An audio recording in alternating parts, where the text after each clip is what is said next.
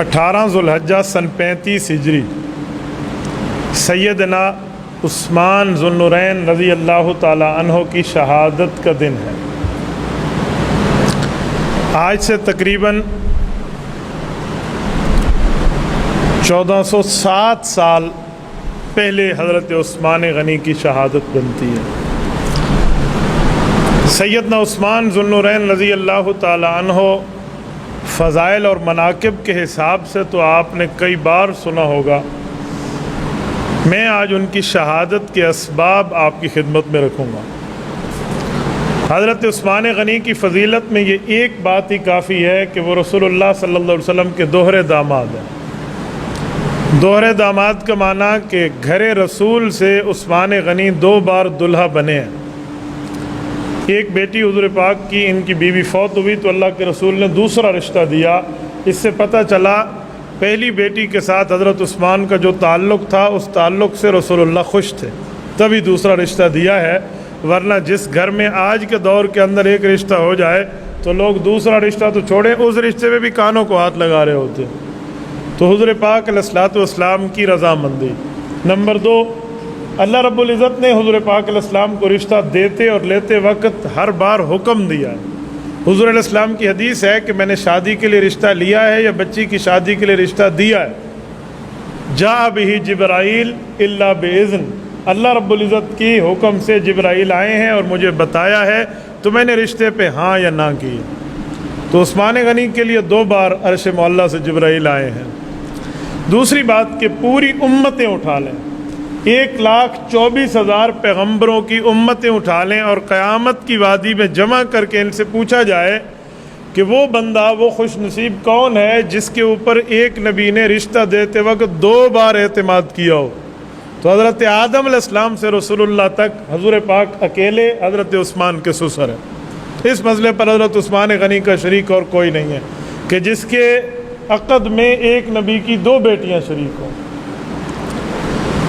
ایک نبی کی ایک بیٹی نکاح میں آ جائے، یہ تو کئی بار ہے۔ حضرت موسیٰ علیہ الصلوۃ والسلام خود بھی نبی ہے، ان کے سسر بھی نبی ہیں، حضرت شعیب علیہ السلام، یہ تو ثابت ہے۔ حضور پاک علیہ السلام نبی ہیں، سیدنا علی المرتضیٰ صحابی ہیں، حضور پاک علیہ السلام ان کو سسر ہے، ایک نبی کی ایک بیٹی۔ حضرت ابو العاص بن ربیع رضی اللہ عنہ صحابی ہیں، حضور علیہ السلام سسر ہیں، ایک نبی کی ایک بیٹی کے خاوند ہیں۔ حضرت عثمان غنی ایک نبی کی یکے بعد دیگرے 2 بیٹیوں کے خاوند ہیں۔ تو صرف امت محمدیہ نہیں، 1,24,000 امتوں میں پہلی امت محمدیہ ہے اور اکیلی شان حضرت عثمان غنی کی۔ میں نے شہادت کے حوالے سے چند باتیں عرض کرنی ہیں۔ حضرت عثمان خلفائے راشدین میں وہ اہم خلیفہ ہیں جن کے ساتھ 2-4 واقعات ایسے جڑے ہیں جو کسی کے ساتھ نہیں جڑے۔ نمبر 1، حضرت عروہ بنت قریظ رضی اللہ عنہا ان کی والدہ ہیں۔ یہ وہ صحابی ہیں حضرت عثمان غنی جو بادشاہ وقت بنے، خلیفہ بنے اور ان کی والدہ مکرمہ زندہ سلامت تھی۔ نہ حضرت ابو بکر کی خلافت کے وقت ان کی والدہ موجود ہے، نہ سیدنا عمر فاروق کے وقت، نہ سیدنا علی المرتضیٰ کے وقت رضی اللہ عنہ۔ خلافت راشدہ میں پہلے خلیفہ حضرت عثمان ہیں جو ترتیب کے اعتبار سے تیسرے ہیں، لیکن اس فضیلت میں پہلے ہیں کہ ان کی والدہ مکرمہ نے بیٹے کو خلیفہ بنتے دیکھا ہے۔ دوسری بات، عثمان بن عفان رضی اللہ تعالی عنہ نے 12 سال حکمرانی کی ہے۔ خلافت راشدہ میں کسی خلیفہ کا دور 12 سال کی حکمرانی کا نہیں ہے۔ حضرت عثمان ذو النورین رضی اللہ تعالیٰ عنہ کی خلافت کے آخری دنوں میں جو شورشیں برپا ہوئی ہیں نا، جو سازشیں چلی ہیں، وہ 2 قسم کی ہیں۔ نمبر 1 سیاسی، نمبر 2 مذہبی۔ سیاسی سطح پر بھی حضرت عثمان غنی پہ وار ہے اور مذہبی سطح پر بھی حضرت عثمان غنی کی مخالفت ہے۔ سیاسی طور پہ تو وہ حکومتیں ہیں جن کو پایا تخت کو حضرت عثمان غنی نے پاؤں کی ٹھوکر پہ رکھا ہے۔ کسریٰ کی سلطنت کو تو حضرت عمر فاروق نے توڑا تھا، لیکن قیصر کی سلطنت کو حضرت عثمان غنی نے مد مقابل رکھا ہے۔ تو قیصر روم نے سیاسی سطح پہ حضرت عثمان کی مخالفتیں رکھی تھیں، بلکہ در پردہ قتل کی سازشوں میں بھی اسی کا پیسہ کار فرما رہا ہے۔ میں آخر میں باحوالہ آپ کی خدمت میں بات رکھوں گا۔ ایک یہودی تھا اس کو یہودیوں نے استعمال کیا مسلمانوں کے لبادہ میں حضرت عثمان کے خلاف۔ اس یہودی کا نام ہے عبداللہ بن سبا، لیکن یہودیت والا نام ہے اس کا جبلہ۔ جبلہ کہتے ہیں کالے رنگ کے آدمی کو۔ یہودی یہ مسلمان بنا ہے، نام عبداللہ رکھا ہے، ابن سبا اس کی جو ہے نا ولدیت ہے، اور یہ شروع میں بڑا صوفی باصفا اور اللہ اللہ اور لا الہ الا اللہ اور اس طرح کی باتیں اس نے شروع کی۔ لوگوں میں کسی جگہ بیان کے لیے جاتا تو کہتا یار زکوٰۃ دیا کرو، روزے رکھا کرو، ایک دن قبر آنی ہے، آخرت آنی ہے، اوے اللہ اللہ کیا کرو، اللہ سے یہی ترتیب اس کی تھی۔ تو حکمران وقت بھی ان سے خوش ہے، یار اللہ اللہ کر رہا ہے، لوگوں کو اچھی باتیں بتا رہا ہے، اور عوام بھی اس سے خوش ہے کہ یار عبداللہ بن سبا بڑا اچھا آدمی ہے، لوگوں کو تبلیغ کر رہا ہے، نصیحت کر رہا ہے، دین سنا رہا ہے۔ جب اس نے اپنی شخصیت بنا لی نا، اس کے بعد لوگوں میں ایک تقریر کا عنوان اور شروع کر دیا۔ وہ عنوان یہ تھا کہ یار امانت کی دیانت کیا کرو، امانت میں خیانت نہیں۔ تو سارے کہتے ہیں بھئی امانت میں خیانت تو نہیں کرنی چاہیے، امانات کی دیانت ہونی چاہیے، ان تؤدوا الامانات الی اہلھا، قرآن کریم بھی کہتے ہیں امانت میں خیانت جائز نہیں ہے۔ اب یہ نہیں پتا مستقبل میں لوگوں کو کہ اس کی امانت سے مراد کیا ہے اور خیانت سے مراد کیا ہے۔ لوگوں نے تو سمجھا کوئی چیز آپ سے امانت رکھا ہے تو اس کی حفاظت کرو، عوام یہ سمجھتی ہے۔ جب اس سے پوچھا جاتا کہ حضرت آپ کس امانت کی بات کرتے ہیں، تو یہ کہتے ہیں یار بہت بڑی امانتیں ضائع ہوئی ہیں، بس امانتوں پر تھوڑا توجہ دو۔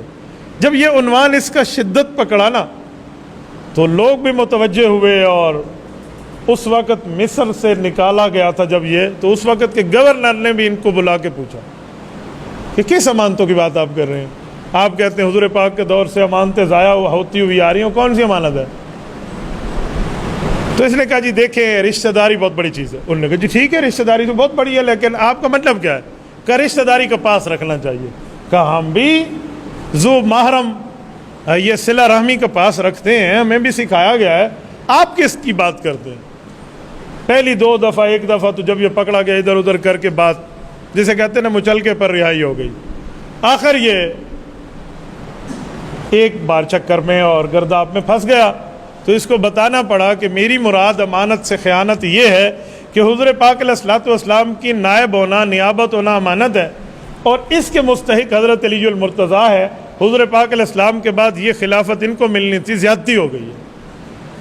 تو لوگوں نے اسے کہا کیا جاہلانہ رسم اٹھا رہا ہے، خود حضرت علی المرتضیٰ اس کے دعوے دار نہیں ہے کہ حضور پاک کے بعد مجھے حکومت دو، وہ تو حضرت ابوبکر کے ہاتھ پر بیعت کر چکے تھے، حضرت عمر فاروق کو اپنا امام مان چکے ہیں، حضرت عثمان غنی کے ساتھ ان کا معاملہ یہ ہے، اور تو شاہ سے زیادہ شاہ کا وفادار بن رہا ہے۔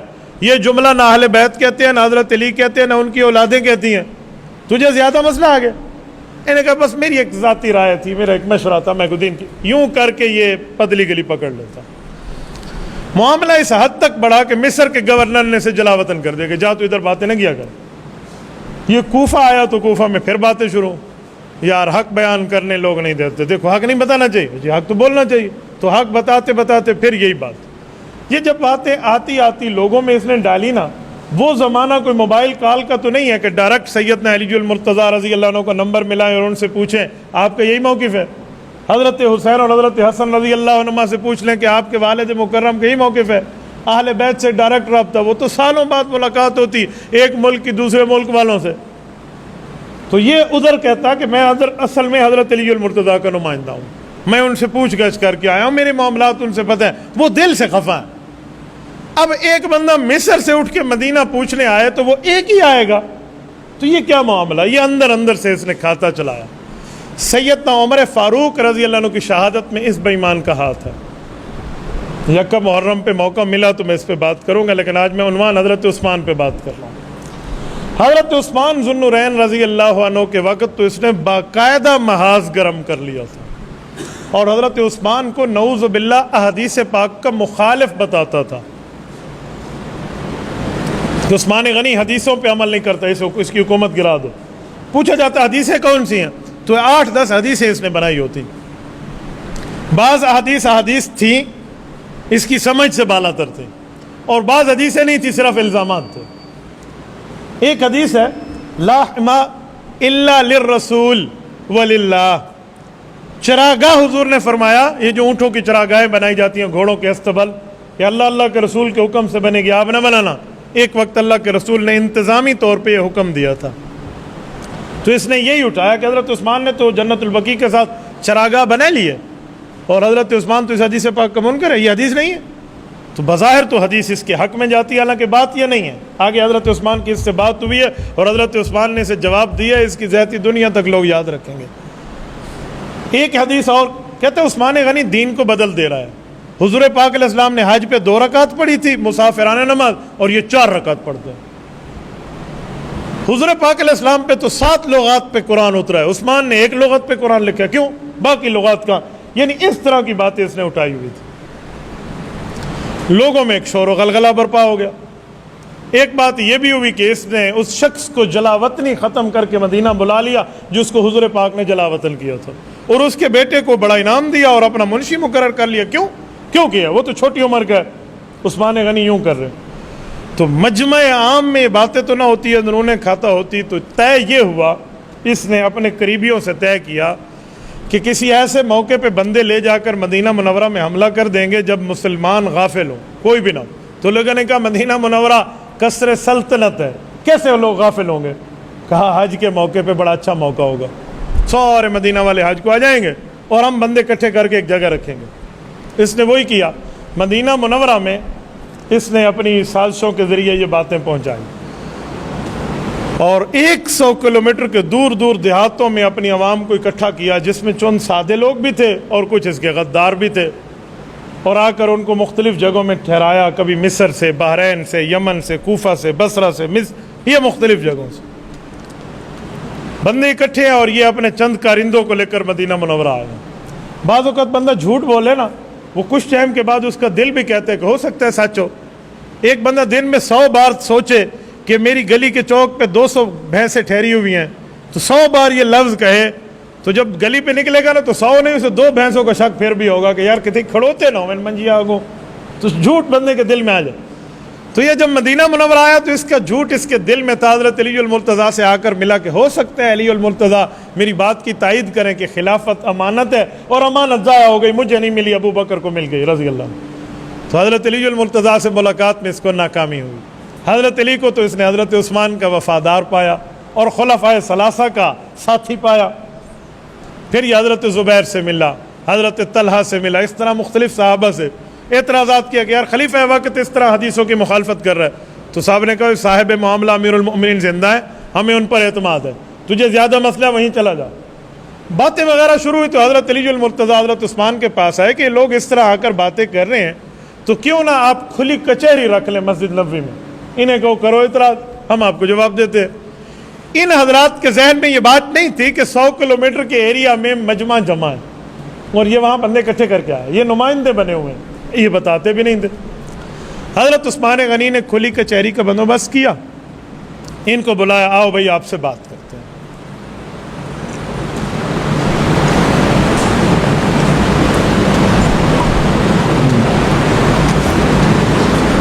جب کھلی کچہری ہوئی تو اس نے حضرت عثمان سے پہلا سوال یہی کیا کہ آپ نے حدیث کی مخالفت کر دی، حضور نے فرمایا چراگاہ میرے حکم سے بنے گی، آپ نے اب بغیر حکم پیغمبر کے چراگاہ کیوں بنائی اونٹوں کی؟ حضرت عثمان نے اپنی آرمی کے اونٹوں کی چراگاہ بنائی تھی، تو اس پہ اعتراض تھا۔ تو حضرت عثمان نے فرمایا کہ آپ نے یہ حدیث صرف سنی ہے، میں بیٹھا ہوں، علی المرتضیٰ بیٹھے ہیں، حضرت طلحہ زبیر باقی صحابہ بیٹھے ہیں، ہم نے حضور پاک سے پڑھی ہے اور ہمیں تم سے بہتر اس کا مطلب پتہ ہے۔ کچھ ظالم تھے، لوگوں کی زمینیں چرا کر چراگاہیں بنا لیتے تھے، اللہ کے رسول نے ان ظالموں کو منع کیا کہ آئندہ کسی زمین کو ہتھیانا نہیں ہے، تو نے اس پہ منع کیا تھا، ہمیشہ کے لیے حکم نہیں تھا۔ یہ حدیث پاک ان سب سے پوچھ لے، تو نے کیا سمجھا ہر وقت کا حکم ہے؟ تو چپ ہو۔ تو سب صحابہ نے تائید کی کہ ہم نے تو فوج کے لیے سلسلہ کیا ہے، یہ تو اپنے دفاع کے لیے تو جائز ہے۔ دوسرا اعتراض، حضور پاک تو حج پر 2 رکعت پڑھتے تھے اور آپ نے حج پر 4 رکعتیں پڑھی ہیں، کیوں؟ حضرت عثمان نے فرمایا اعتراض پورا کا جی ہاں، کہ حضور پاک نے 2 رکعتیں پڑھی تھی کہ اللہ کے رسول مسافر تھے، میں اس سال حج پہ گیا تو وہاں میری شادی ہو گئی، ایک شادی میری مکہ مکرمہ میں ہے تو میری وہاں رہائش بن گئی، میں تو مسافر نہ رہا، میں مقیم بن گیا، تو میں اب بھی 2 رکعتیں پڑھتا تو مجھے 4 رکعتیں پڑھنی چاہیے تھی۔ اچھا یہ بات بھی گئی۔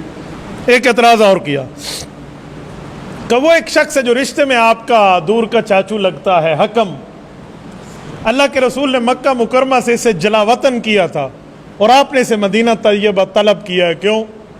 حضرت عثمان غنی نے فرمایا کہ رسول اللہ صلی اللہ علیہ وسلم نے جب اسے جلا وطن کیا تھا تو مدت 5 سال تھی، میں نے پوچھ لیا تھا، اور مکہ مکرمہ آنے میں پابندی ہے اس بندے کی، تو اب تو 15 سال بیت گئے، میں نے مکہ نہیں بلایا، جب جلا وطنی کی مدت ہی ختم ہو گئی تو میں نے اسے مدینہ بلایا، اس میں تمہیں کیا مسئلہ ہے؟ اچھا آپ نے اس کے بیٹے کو اپنا منشی رکھا ہے، کیوں؟ حضرت عثمان نے فرمایا کہ میرے پاس سرکاری رجسٹر ہے، سرکاری دیوان لکھنا ہوتا ہے، تو خوش خط بندے کے لیے میں نے انٹرویوز لیے ہیں، جن میں سب سے اچھا خط تھا وہ اس کے بیٹے کا تھا، میں نے رکھ لیا، اسے اپنی تنخواہ دے رہے ہیں، اس کا بہت اچھا خط، تیرا اچھا خط ہے تو آتے، اب تو آئیں باہیں شائیں۔ اچھا آپ نے فلاں بندے کو 25,000 درہم وہ دیے تھے ہدیہ، کیوں دیے؟ حضرت عثمان نے فرمایا بیت المال کے خازن کو بلا لو، اس سے پوچھو، اس سے تو سرکاری پیسہ میں نے 1 روپیہ بھی نہیں لیا، میں نے تو ذاتی پیسے سے اس کو ہدیہ دیا تھا، اس نے فلاں کارنامہ اچھا کیا تو میں نے انعام دیا اس کو، حکومتی مال دیتا تو تیرا پوچھنے کا حق بنتا تھا، میں نے تو اپنی جیب سے دیا۔ آپ کے پاس اتنے پیسے کہاں سے آ گئے؟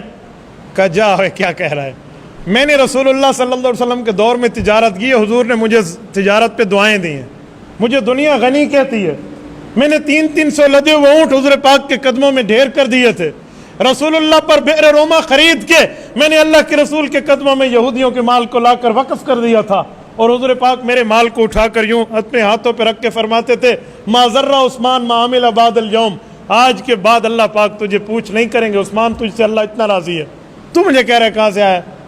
میں اپنی سالانہ زکوٰۃ دیتا ہوں، تجھے کیا اختیار ہے مجھ سے اس بارے میں پوچھنے کا؟ یہ سوال بھی گیا۔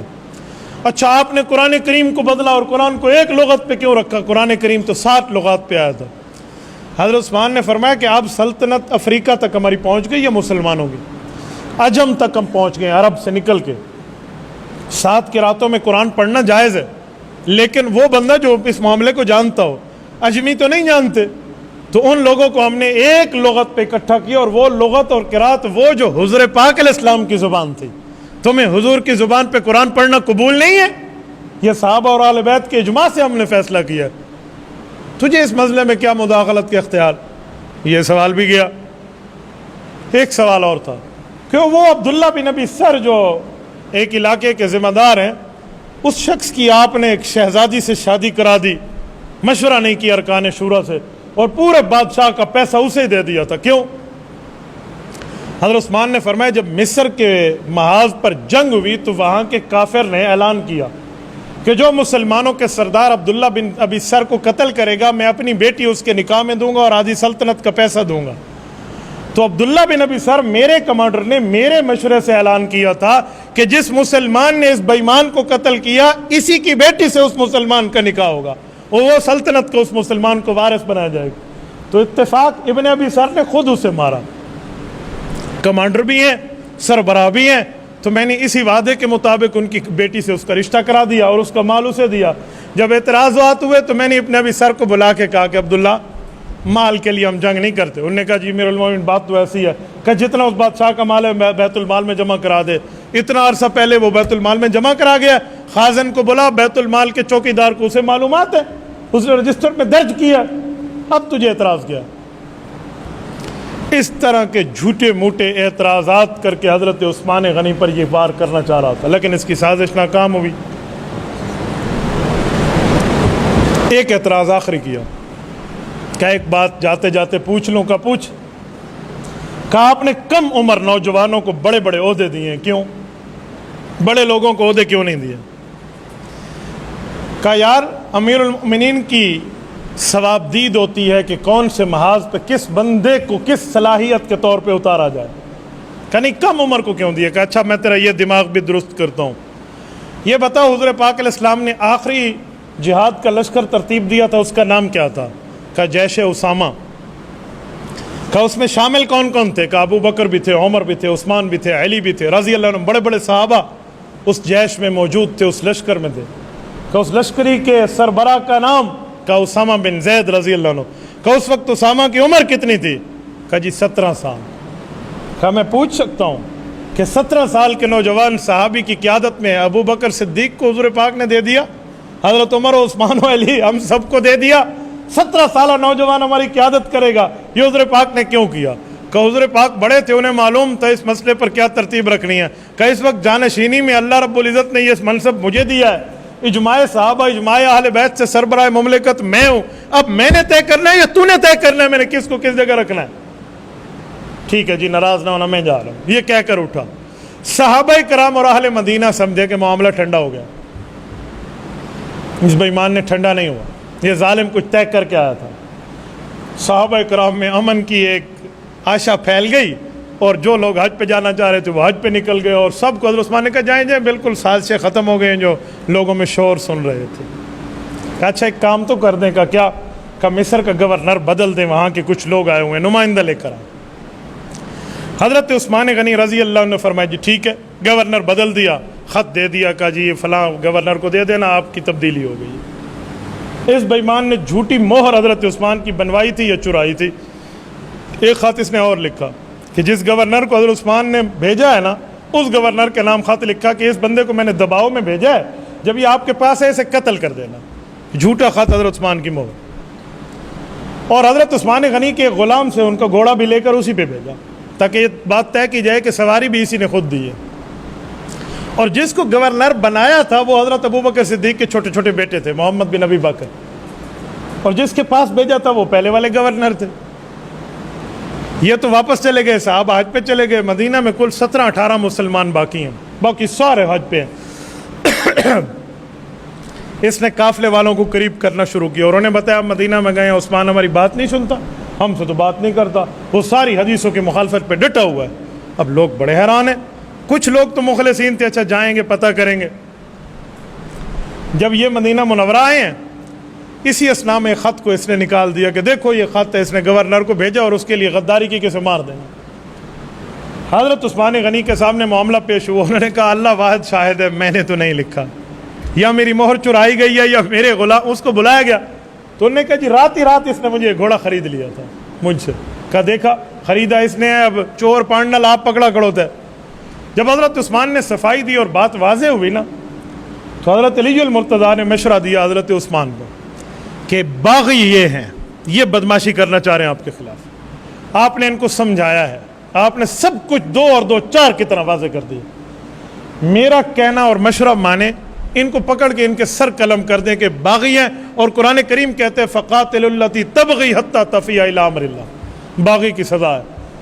حضرت عثمان غنی رضی اللہ عنہ نے فرمایا نہیں، نرمی کرنا سیکھو، ذاتی معاملہ، جھوٹ بول رہے ہیں جانے دیں۔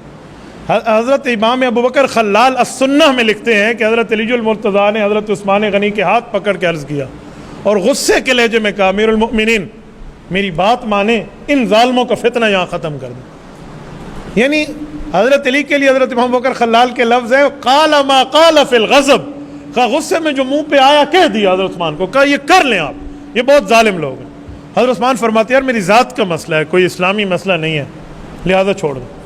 کچھ ٹائم گزرا، عثمان نے حضرت علی کو قائل کر لیا، تو حضرت ابو بکر خلال کتاب السنہ میں لکھتے ہیں کہ حضرت عثمان غنی نے ایسے ہاتھ پکڑا حضرت علی کا، اپنے ہاتھ میں ہاتھ دے کر یوں دونوں ہاتھ میں ہاتھ پکڑ کے قصر خلافت سے باہر آئے مسجد نبوی میں، اور ایسے ہنس رہے تھے اور ایسے راضی تھے ایک دوسرے سے جیسے ایک ماں باپ کی اولاد ہو۔ حضرت عثمان نے اپنی بات پہ قائل کر لیا کہ چھوڑ دو، بس چھوڑ دو۔ اے کاش کہ حضرت علی المرتضیٰ کی اس بات کو مان لیا جاتا۔ یہ جا کر اس نے اپنے مجمع میں پھر بات بتائی کہ بادشاہ کو بھیجا، گورنر بنایا، یوں قتل عام، اب نیا مسئلہ آ گیا، 9 اعتراضات پہلے تھے، 10واں یہ ہو گیا۔ اب تو سارے یک بارگی سے مدینہ میں آ گئے۔ سب سے پہلے آ کے اس نے حضرت عثمان غنی کے گھر کا پانی بند کیا، گھر کا محاصرہ ہوا ہے، مسجد نبوی کی نمازیں معطل کی ہیں۔ یا یزید کا منحوس دور ہے جس میں مسجد نبوی کی نمازیں معطل ہوئی ہیں، اور یا اس بے ایمان عبداللہ بن سبا کی وجہ سے مسجد نبوی کی نمازیں معطل ہوئی۔ مسجد نبوی میں آ کر ان لوگوں نے کیا سے کیا ہڑبونگ نہیں مچایا۔ حضرت علی ہیں، حضرت ابو ہریرہ ہیں، حضرت عبداللہ بن عمر ہیں، حضرت سعید بن زید ہیں، حضرت ابو سعید خدری ہیں، یہ صحابی موجود تھے۔ حضرات حسنین ہیں، یہ امیر المؤمنین کے پاس جائیں ہمیں جہاد کا حکم دیں، وہ فرمائیں جی نہیں، میں لڑنے کا حکم نہیں دیتا، یہاں تو خون پھیل جائے گا، اور حضور پاک کے شہر میں میری وجہ سے خون پھیلے، میں اجازت نہیں دیتا۔ جب ان کا اصرار بڑھا تو حضرت عثمان نے فرمایا مجھے امیر المومنین مانتے ہو؟ کہا جی مانتے۔ کہا حکم دے رہا ہوں اسلامی طور پہ آپ نے کام نہیں کرنا، صبر کرنا۔ ہاتھ بند گئے نا، اب کیا ہوتا؟ حضرت عثمان غنی نے ان سب کو اکٹھا دیکھ کر گھر سے کی چھت پہ آ کر ان سے بات کی اور لوگوں کو کہا کہ میرے خون کے در پہ کیوں ہو گئے ہو؟ کیا میں صحابی نہیں ہوں؟ کیا میں نے رسول اللہ کی بیعت نہیں کی؟ کیا میری وجہ سے 1400 صحابہ کو حضور نے بیعت رضوان میں جہاد کے لیے تیار نہیں کر دیا تھا، ایک میرے خون کے بدلے کے لیے؟ کیا اللہ کے رسول نے اپنے ہاتھ کو میرا ہاتھ قرار نہیں دیا؟ کیا رسول اللہ نے مجھے 2 بیٹیاں اپنے نکاح میں نہیں دی؟ میرے اوپر تمہیں یہ حدیث کے خلاف اعتراضات ہے، میں شریعت کے خلاف کام کروں گا، مجھے اہل بیت اور صحابہ کی تائیدیں حاصل ہے، کیسے رہیں گی؟ یعنی حضرت عثمان نے بڑی اچھے انداز میں ایک تقریر بلیغ فرمائی۔ تو جب مجمع تک یہ بات پہنچی، جو مخلصین لوگ تھے وہ اس کو چھوڑ کے چلے گئے، اور کہ جو دھوکہ کر کے لایا تھے ابن سبا، خواہ مخواہ کا صوفی بنا ہوا ہے، وہ چلے گئے۔ مجمع کم رہ گیا لیکن اس کے ساتھ غدار رہ گئے۔ یہاں پھر لڑائی اور پانی بند اور آنے جانے کے معاملات میں پانی بڑی مشکل حضرت عثمان کے گھر تک جاتا تو یہ مٹکے کو توڑ دیتے۔ البدایہ میں ہے کہ سیدنا علی المرتضیٰ مٹکا لا رہے تھے، ان ظالموں نے توڑا تو حضرت علی المرتضیٰ نے انہیں فرمایا کہ میرے ہاتھ حکم کی وجہ سے بندھے ہوئے ہیں، ورنہ یوں کسی کی جرت نہیں تھی کہ میرے ہاتھ سے چیز کھینچ کے لے جائے۔ پگڑی اپنے سر پہ تھی، اتار کر حضرت عثمان غنی کے گھر میں لٹکا کے کہا کہ عثمان میں پانی دینے آیا تھا، اللہ کے دربار میں شکایت نہ لگانا، میں نے اپنا کام پورا کیا ہے، آپ ہی کے حکم کی وجہ سے میرے ہاتھ بند ہیں، ورنہ یہ لوگ ہمارے سامنے کچھ نہیں تھے۔ باتیں آتی گئی، یعنی صحابہ کرام آتے محمد۔ حضرت عثمان غنی کا ایک موقف تھا، ان نے صحابہ کو بلا کے کہا کہ جو میں لڑنے نہیں دیتا نا، اس میں ایک وجہ ہے۔ کہا مجھے اللہ کے رسول نے ایک بات ارشاد فرمائی تھی، وہ سامنے ہے میرے۔ کہا وہ کیا ہے؟ تو حضور پاک نے فرمایا تھا یا عثمان ان اللہ یکمسک قمیصا فإن أرادك المنافقون أن تخلع فلا تخلع لهم۔ کہ مجھے حضور پاک نے فرمایا تو عثمان اللہ تجھے خلافت کی قمیض اور عزت کی قمیض پہنائے گا، اگر منافق کہیں اتار دے تو ان کے کہنے پہ نہ اتارنا، چاہے تجھے میرے پاس آنا پڑے۔ کہ میں روزانہ گھر میں قرآن پاک پڑھ رہا ہوں، ایک ختم روزانہ ہو رہا ہے، پیاس ہے تو کیا ہوئی، قرآن پاک تو چل رہا ہے۔ جب یہ بلوائیوں کا ظلم اور تشدد بڑھا تو حضرت محمد بن ابی بکر جو حضرت ابو بکر کے بیٹے تھے، جن کے لیے وہ قتل کا ڈرامہ رچایا گیا، یہ حضرت عثمان غنی کے گھر میں گئے۔ ان کے ذہن میں تھا کہ حضرت عثمان نے میرے ساتھ اچھا نہیں کیا، میرے بارے میں خط لکھا۔ ان کی پہلے باضابطہ ملاقات نہیں ہوئی تھی تو غصے سے بھرے اندر گئے۔ حضرت عثمان غنی سے گفتگو میں باتوں میں ایسے انگلی اٹھا کر بات کرتے تھے کہ داڑھی مبارک تک انگلی آ جاتی حضرت عثمان کے۔ حضرت عثمان سنتے رہے۔ حضرت عثمان کے سامنے تو بیٹے کی ایک حیثیت تھی۔ آخر میں حضرت عثمان غنی نے ان کے دونوں ہاتھ پکڑے اور کہا بھتیجے ذرا میری آنکھوں میں آنکھیں ڈال اور میری بات سن۔ پھر حضرت عثمان نے انہیں سمجھایا، اللہ کی قسم دے کر کہا کہ میں نے تیری قتل کے بارے میں خط نہیں لکھا، جھوٹ ہے۔ اور پھر گفتگو میں کہا کہ میرے سامنے تو ہاتھ اٹھا کے بات کر رہا ہے، میں تجھے کچھ نہیں کہہ رہا، تو میرا بھتیجا ہے، لیکن ایک بات پوچھو۔ کہا کیا؟ کہا ابو بکر کون ہے؟ کہا میرے امیر المؤمنین اور تیرے ابو ہیں۔ کہا جی ہاں۔ کہا ابو بکر اگر ادھر بیٹھے ہوتے تیرے والد، تیری جرت ہوتی کہ تم مجھ سے یوں گفتگو کرتا؟ یہ آنکھوں میں آنکھیں ڈال کے حضرت عثمان کہہ رہے ہیں۔ محمد بن ابی بکر رونے لگے، کہا مجھ سے غلطی ہو، مجھے معاف کر دو۔ کہا اچھا اٹھ جا۔ وہ اٹھ کے باہر آئے اور ان لوگوں نے کہا کہ میں تمہاری وجہ سے باتوں میں آیا تھا، میں مطمئن ہو گیا ہوں، جو تم میری وجہ سے لڑ رہے تھے نا، چلے جاؤ یہاں سے، ہٹ جاؤ۔ لیکن اب معاملہ سر کے پانی گزرنے والا ہو چکا تھا۔ بہرحال ظالموں کا ظلم بڑا۔ حضرت عثمان غنی نے رات کو خواب دیکھا ہے، حضور پاک علیہ السلام فرما رہے ہیں عثمان اگر روزے سے ہو تو افطاری میرے ساتھ کرنا پسند کریں گے؟ کہا جی یا رسول اللہ۔ صبح اٹھے تو حضرت عثمان نے بیوی حضرت نائلہ کو کہا کہ مجھے پاجامہ پہنا دو۔ ہمیشہ تہبند پہنتے تھے، پاجامہ اس لیے پہنا کہ کہیں قتل میں لڑائی میں کوئی سطر نہ کھل جائے۔ پاجامہ پہنا اور اپنے 20 غلاموں کو بلایا جو خدمت میں تھے، کہا میں تمہیں آزاد کرتا ہوں، گھر جاؤ۔ انہوں نے کہا امیر المومنین آزادی قبول ہے، گھر نہیں جائیں گے، اب حفاظت پہ ٹھہریں گے۔ کہا میں تمہیں آزادی اس شرط پہ کر رہا ہوں، جاؤ گھر یہاں سے۔ بڑے غصے سے انہیں بھیج دی۔ صحابہ کی اولادیں پیرا داری میں، حضرت عبداللہ بن زبیر ہیں، حضرت حسن اور حسین ہیں، حضرت عبداللہ بن عمر کے بیٹے ہیں، یہ سارے ٹھہرے ہوئے ہیں پیرے میں۔ ان سب کو کہا جاؤ جاؤ میں تمہیں اپنے گھر بھیج رہا ہوں، جاؤ جیسے تمہارے والدین کو بھیجو۔ حضرت حسن آخر میں ٹھہر گئے، جب سارے چلے گئے پیچھے ٹھہرے ہوئے تھے تو امام حسن کو دیکھ کے کہا آپ بھی جائیں، تو انہوں نے ہاتھ میں قرآن کا نسخہ رکھا تھا، کہا چاچو میں اس کی تلاوت کر رہا ہوں ایک کونے میں بیٹھ کے۔ کچھ ٹائم تو حضرت حسن بیٹھے نا، حضرت عثمان سمجھے کہ یہ تلاوت تو کر رہا ہے، دراصل اپنے والد کے کہنے پہ پیرا داری میں ہے، لیکن میری وجہ سے اگر کوئی مسئلہ ہوا یہ بندے اندر آئے تو لڑائی ہوگی اور مدینہ میں خون بہے گا، حضور کا جو مجھے حکم ہے اس میں کمی بیشی ہو جائے گی۔ کہ حسن بیٹا تمہیں حکم کر رہا ہوں، تو بھی اٹھ اور ابو کے پاس جا۔ البدایہ میں ہے کہ حضرت حسن رضی اللہ عنہ لرزتے ہاتھوں اور برستی آنکھوں کے ساتھ وہاں سے نکلے اور اٹھ کے آ گئے، لیکن یہ مدہوش نہیں تھے جو لوگ گھر گئے نا، یعنی غافل نہیں تھے۔ ان لوگوں نے گھر کو خالی دیکھ کر حملہ کیا۔ یہ 5 آدمی ہیں قاتلین میں، کنانہ بن بشر ہے، سودان ابن حمران ہے، یہ عبد الرحمن عاطفی ہے، خالد بن ملجم ہے اور الموت الاسود ہے۔ یہ 5 ہے قاتل۔ ان میں عبد الرحمن عاطفی جب اندر آیا نا تو اس نے حضرت عثمان غنی سے بات کے دوران جو برچھا تھا حضرت عثمان غنی کے سر پہ مارا، یہ سر سے تالو سے جو خون نکلا نا، خون کا فوارہ تو قرآن کریم پر گرا۔ فَسَيَكْفِيكَهُمُ اللَّهُ وَهُوَ السَّمِيعُ الْعَلِيمُ سورۃ بقرہ آیت نمبر 137 پر گرا تھا، جس کا ترجمہ ہے کہ اللہ تو ظالمین کے لیے کافی ہے۔ اس کے بعد جس نے نیزہ مارا ہے یہ سودان بن حمران ہے اور خالد بن ملجم ہے۔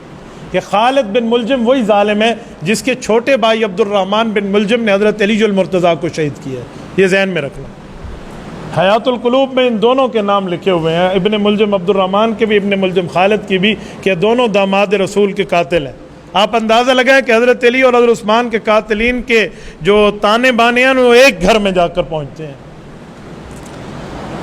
حضرت عثمان غنی کی بیوی زنان خانے میں تھی، یعنی فیملی ہوم میں، وہ وہیں سے نکل کے آئی، وہ بچانا چاہا تو ان کی 3 انگلیاں کٹی تھی حضرت نائلہ۔ حضرت عثمان غنی نے انہیں چیخ کر فرمایا کہ تو اندر جا، تجھے کس نے کہا تو باہر۔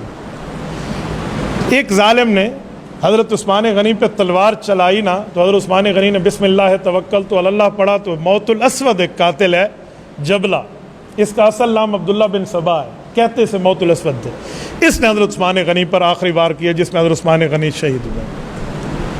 سیدنا عثمان غنی کی شہادت ہونی ہے، جیسے شور و غل اٹھا ہے تو یہ لوگ واپس آئے تھے، وہ 20 غلام بھی اور یہ صحابہ کے اولادیں بھی اندر آئے تو انہیں شہادت دیکھی تو لڑائی پڑ گئی۔ حضرت امام حسن کو اٹھا کر لے جایا گیا تھا کیونکہ وہ اتنے شدید زخمی ہوئے اس لڑائی میں۔ حضرت حسن اور حضرت عثمان کے غلاموں کے ہاتھوں یہ کنانہ بن بشر اور سودان ابن حمران وہیں قتل ہوئے اسی موقع پر، باقی قاتل نکل گئے۔ بہرحال یہ ایک تاریخ کا، ایک 18 ذوالحج سن 35 ہجری کی شہادت کا ایک واقعہ ہے۔ صحابہ کرام جمع ہوئے ہیں، تدفین ہوئی ہے، جنازہ ہوا ہے۔